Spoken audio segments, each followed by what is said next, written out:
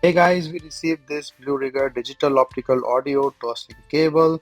It's a fiber optic used for audio systems. So it's a 24K gold plated and compatible with any home theater, soundbar, TV, Xbox or PlayStation.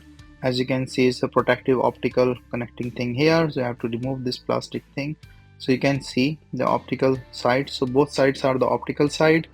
Usually in the sound bar you have the optical sound cable now and the TV as well, so you can connect your TV to the sound cable or any extender. Now this is a braided cable and you can see the quality here,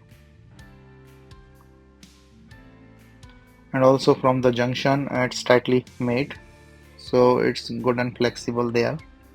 Let's test and try. So I put this here into a extension here and it easily goes inside with the optical one, and as you can see another side to the thing, there is no issue with the sound quality and other things with the connection.